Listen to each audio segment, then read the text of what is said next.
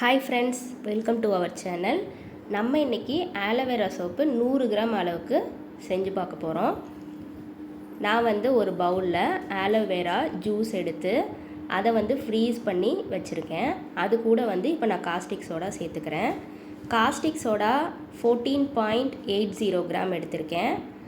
Water அதுக்கு double மடங்காக எடுக்கணும். அந்த வாட்டருக்கு பதிலாக நான் ஆலோவேரா ஜூஸ் எடுத்திருக்கேன். இப்போ 14.80 அளவுக்கு காஸ்டிக் சோடா எடுத்திருக்கோம். அதில் டபுள் மடங்குனா 29.61 கிராம் வாட்டர் எடுக்கணும். அந்த வாட்டருக்கு பதிலாக நான் ஆலோவேரா ஜூஸ் எடுத்து அதுக்கப்புறமா ஃப்ரீஸ் பண்ணி நான் இப்போது காஸ்டிக் சோடா கூட சேர்த்துக்கிறேன். இப்போ காஸ்டிக் சோடாவும் ஃப்ரீஸ் பண்ண ஆலோவேரா ஜூஸும் நல்லா மிக்ஸ் ஆகணும். ஃபுல்லாக மிக்ஸ் ஆகிற வரைக்கும் நம்ம நல்லா ஸ்பூன் வச்சு மிக்ஸ் பண்ணிக்கணும். மிக்ஸ் பண்ணும்போது கையில் பற்றாமல் பார்த்துக்கணும். முடிஞ்ச வரைக்கும் க்ளவுஸ் போட்டுக்கிட்டால் பெட்டராக இருக்கும். ஃபஸ்ட் டைம் பண்ணுறீங்க அப்படின்னா கண்டிப்பாக க்ளவுஸ் போட்டுட்டு பண்ணுங்கள்.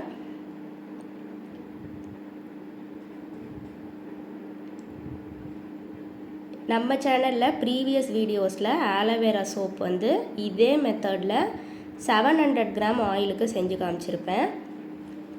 பிகினர்ஸ்க்கு யூஸ்ஃபுல்லாக இருக்கும் அப்படிங்கிறதுக்காக நான் இப்போ 100 கிராமுக்கு செஞ்சு காமிக்கிறேன்.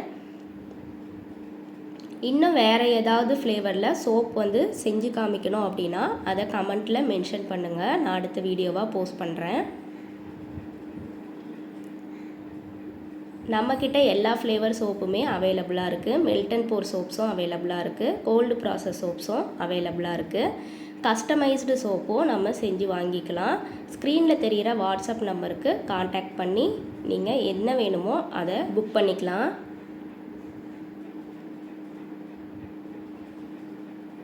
இது நல்லா மிக்ஸ் ஆனதுக்கு அப்புறம் அப்படியே ரூம் டெம்பரேச்சருக்கு வர்ற வரைக்கும் ஃப்ரீயாக தனியாக எடுத்து வச்சிடணும். அது ரூம் டெம்பரேச்சருக்கு வந்ததுக்கப்புறம் அதை ஃபில்டர் பண்ணிவிட்டு ஆயில் கூட நம்ம சேர்க்கணும். ஆயில் 100 கிராம் அளவுக்கு மெஷர் பண்ணி எடுத்திருக்கேன். அந்த ஆயிலை நல்லா ஃபஸ்ட்டு மிக்ஸ் பண்ணிக்கணும். ஸ்பேச்சுலா வச்சும் மிக்ஸ் பண்ணலாம். பிளெண்டர் போட்டு யூஸ் பண்ணிங்க அப்படின்னா எல்லா ஆயிலும் ஈஸியாக பிளெண்ட் ஆயிரும்.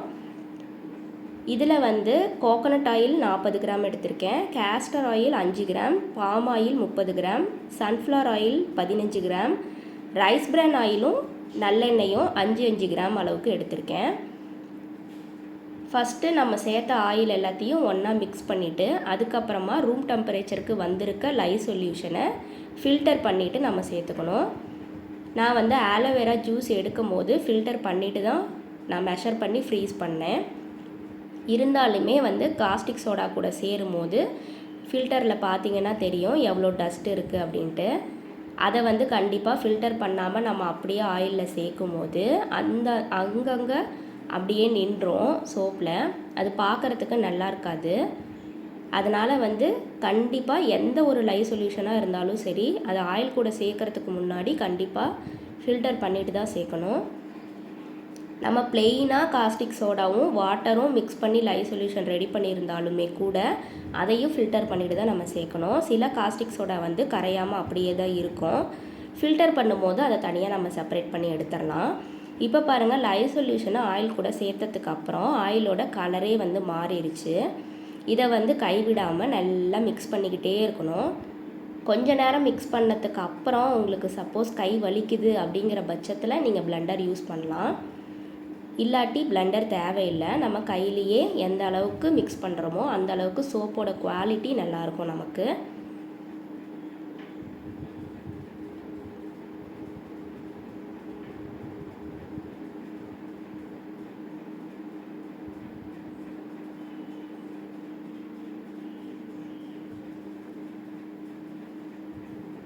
ஆலோவேரா சோப்போட யூஸ் நான் ப்ரீவியஸ் வீடியோலையும் அப்லோட் பண்ணியிருக்கேன். இதுக்கு முன்னாடி நம்ம சேனலில் நிறைய வீடியோஸ்லேயும் நான் சொல்லியிருக்கேன்.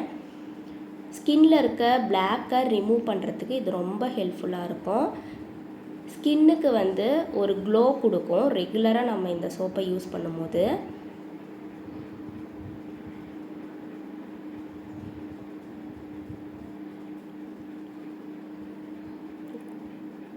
சின்ன பவுலாக இருந்தாலுமே பிளெண்ட் பண்ணலாம். நான் வந்து கையிலேயே தான் பண்ணுறேன், ஏன்னா இது குழந்தைங்களுக்காக நான் பண்ணுறேன். ஸோ வந்து பிளெண்டர் யூஸ் பண்ணாமல் என்னால் எவ்வளோ முடியுதோ அந்த அளவுக்கு நான் வந்து கையிலேயே பிளெண்ட் பண்ணி எடுத்துக்கிறேன்.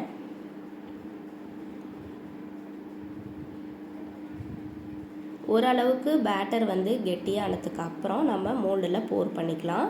மோல்டில் போர் பண்ணுறதுக்கு முன்னாடி கண்டிப்பாக ஐபிஏ யூஸ் பண்ணி, ஐபிஏ அப்படின்னா ஐசோப்ரோபைல் ஆல்கஹால், அதை யூஸ் பண்ணி மோல்டை கண்டிப்பாக சானிடைஸ் பண்ணிவிட்டு அதுக்கப்புறமா தான் நம்ம சோப்பை போர் பண்ணணும்.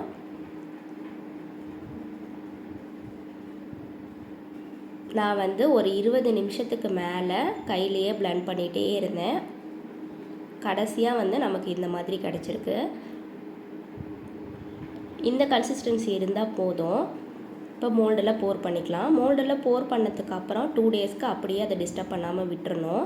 2 டேஸ்க்கு அப்புறம் அன்மோல்ட் பண்ணிவிட்டு அதை வந்து 40 டேஸ் க்யூரிங் பீரியட் முடிஞ்சதுக்கப்புறம் நம்ம ஸ்கின்னுக்கு யூஸ் பண்ணிக்கலாம். இந்த சோப் உங்களுக்கு வேணும் அப்படின்னா ஸ்க்ரீனில் தெரிகிற வாட்ஸ்அப் நம்பருக்கு காண்டாக்ட் பண்ணுங்கள். நம்ம சேனலை நிறைய பேர் சப்ஸ்கிரைப் பண்ணாமல் தான் இன்னும் வீடியோ பார்த்துட்ருக்கீங்க. சப்ஸ்கிரைப் பண்ணிவிட்டு வீடியோ பார்க்கும்போது எனக்கும் வீடியோஸ் போடுறதுக்கு கொஞ்சம் மோட்டிவேட்டடாக இருக்கும். அடுத்து என்ன சோப் போடலாம் அப்படிங்கிறதையும் நீங்கள் கமெண்ட்டில் மென்ஷன் பண்ணுங்கள்.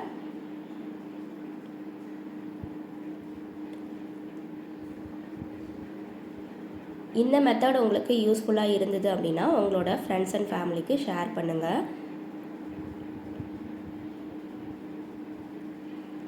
நம்ம மோல்டில் போர் பண்ணதுக்கு அப்புறம் மேலேயும் ஐபிஏ யூஸ் பண்ணி லைட்டாக ஸ்ப்ரே பண்ணிவிட்டு நம்ம ஓரமாக எடுத்து வச்சிடலாம் 2 டேஸ்க்கு. தேங்க்ஸ் ஃபார் வாட்சிங்.